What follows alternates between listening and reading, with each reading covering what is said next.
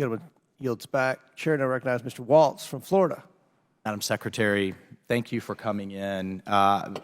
In preparation for the hearing, I watched your appearance on The View, and after one of the hosts was kind of condescending and insulting the intelligence of the 74 million people that voted for President Trump, you talked about, because they were talking about how the prices of everything are so high. You talked about, well, in response, what the American people need to do is take advantage of tax credits to weatherize their homes and take advantage of credits to buy EVs. I found it kind of astounding because I didn't hear anything in your response, and I want to give you a chance today to talk about how the American people need to deal with this. Energy and federal government spending are the two greatest drivers of inflation, and it is eating Americans alive. They can't afford rent. They can't afford groceries. They can't afford electricity, right there in your wheelhouse. They can't afford gas. So how are we, with the energy prices so high, with spending so high on a lot of these credits? By the way, EVs only make up 1% of the cars on the road. How are we driving down prices to help the American people? Yeah, we are really obsessed with reducing prices for people too, and totally get it. But Madam Secretary, it's not working. But, well, I mean, the inflation rate's up almost 20%. Gasoline's up 55%. Inflation is coming down. When you say from what point is gasoline up 55%? I don't know what your measurement is from the start of the administration. Gas prices are high. I mean, you look at where they were in the mid-twos to now the mid-threes. Yeah, the mid-twos were in the middle of a pandemic. All those prices that you're talking about, they're in the middle of a pandemic when prices are through the floor. It's not a normal time. However, let me say, we are obsessed with making sure we bring down prices for people. Madam Secretary, I appreciate. I only get 5 minutes on behalf of the people I represent. I appreciate that you're obsessed with it. What you're doing isn't working. These prices are still unacceptably high. Okay. This is why the president has focused on every way possible to help reduce prices for people. This means whether it is on prescription drugs or whether it is weatherizing your home to reduce your electricity bill, whether it's helping people to be able to get an electric car so they don't have to pay gasoline prices, whether it is reducing student loans, every pocket of way the president is trying to reduce costs Except that he's doing that by printing money and throwing federal dollars at the problem. You got one group of Americans paying student loans for another group. You got one group of Americans paying through their taxes EVs for another group, which, by the way, are not environmentally sound in terms of the materials that go in them.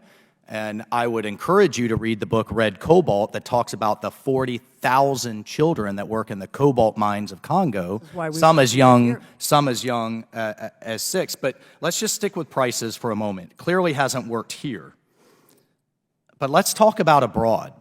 The intelligence community has confirmed for me that, and a number of analysts have confirmed, I mean, obviously Russia fuels its economy on oil and gas. Iran fuels its economy on oil and gas. At about $55 a barrel, Russia can no longer fuel its war machine. It actually goes into kind of economic survival mode. So wouldn't it make sense to flood the global market with cleaner? You admitted in prior testimony American gas is cleaner than what came through Nord Stream 2, correct? Correct, it's cleaner. So why wouldn't we flood the world with cleaner, cheaper American oil and gas, drive down the prices? Now you've not only solved what's going on with the Iranian-supported terrorists in the Middle East, you put Putin on his back foot as well in terms of the war in Ukraine. You've now solved two global problems and the inflation problem here at home, but instead the climate agenda is counter to all of that. We're restricting our supply, and then we're allowing Iran to pump to China. We're allowing Venezuela to pump. Russia is pumping more than it ever has through India and China, for that matter, into Europe.